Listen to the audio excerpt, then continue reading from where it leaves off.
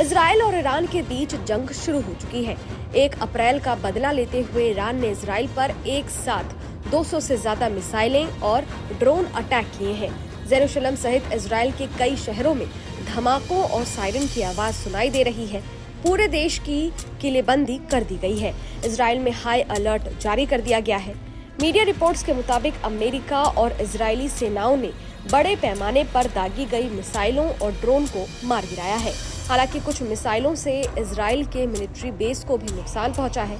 Israeli सेना IDF के प्रवक्ता का कहना है कि ईरान के हमले में दक्षिणी इजराइल के सैन्य बेस को हल्का नुकसान पहुंचा है। इजराइल ने एरो एरियल डिफेंस सिस्टम के जरिए इन अधिकतर मिसाइलों को मार गिराया है।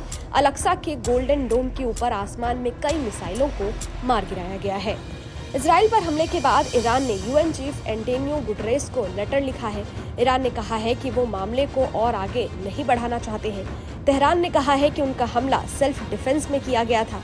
ईरान ने अपने हमले को जायज ठहराते हुए UN चार्टर के आर्टिकल 51 का हवाला दिया है। ये किसी भी देश को सेल्फ डिफेंस के लिए हमले की इजाजत देता है। वहीं ईरान के इस हमले पर इजराइल के PM बेंजामिन नेतन्याहू ने सोशल मीडिया प्लेटफॉर्म X पर एक वीडियो शेयर करते हुए कहा है कि इस हालात में अमेरिका इजराइल के साथ खड़ा है। साथ ही ब्रिटेन, फ्रांस और कई अन्य देश भी इजराइल के साथ हैं। ऐसे में इजराइल इन सभी देशों की सराहना करता है। नेतन्याहू ने साफ किया है कि इजराइल ने एक स्पष्ट सिद्धांत की मांग की है। उनका कहना है कि जो कोई भी उन्हें नुकसान पहुंचाएगा वो उन्हें नुकसान पहुंचाएंगे। इस हमले के बीच इजरायली PM नेतन्याहू और अमेरिकी राष्ट्रपति जो बाइडेन ने फोन पर बात की है। दोनों नेताओं के बीच मौजूदा स्थिति पर चर्चा हुई है। संयुक्त राष्ट्र ने भी आज आपात बैठक बुलाई है। इजराइल में आधी रात को ईरान की ओर से किए गए हमले से वैश्विक तनाव चरम पर पहुंच गया है। ईरान के विदेश मंत्री का कहना है कि ईरान किसी भी तरह के सैन्य आक्रमण से अपनी सुरक्षा के लिए कोई भी कदम उठाने से हिचकेगा नहीं। इजरायली डिफेंस फोर्स यानी IDF ने ये भी कहा है कि जहां भी जरूरत होगी वहां उन हमलों को मुस्तैदी से रोका जा रहा है। इस संबंध में इजराइल में वॉर कैबिनेट की बैठक बुलाई गई है।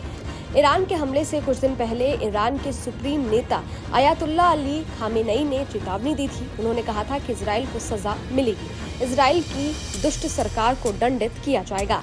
ईरान के हमले के बाद ब्रिटेन ने इजराइल की मदद के लिए रॉयल एयरफोर्स जेट और एयर रिफ्यूलिंग टैंक्स भेजे हैं। ब्रिटेन के रक्षा मंत्री ने कहा है कि ईरान के खतरों और मिडिल ईस्ट में तेजी से बढ़ रहे तनाव के मद्देनजर ब्रिटेन सरकार तनाव को कम करने और इन हमलों को रोकने के लिए अपने साझेदारों के साथ मिलकर हर संभव कदम उठा रही है। हमने कई अतिरिक्त रॉयल फोर्सेस जेट और एयर रिफ्यूलिंग टैंक्स इजराइल की ओर भेजे हैं। वहीं ईरान के हमले के बाद अमेरिका खुलकर इजराइल के समर्थन में आ गया है। खैर, अब देखने वाली बात ये होगी कि इजराइल और ईरान के बीच जंग कब खत्म होती है। आपको क्या लगता है? कमेंट बॉक्स में जरूर बताइएगा। देखते रहिए न्यूज़ नेशन डिजिटल। शुक्रिया।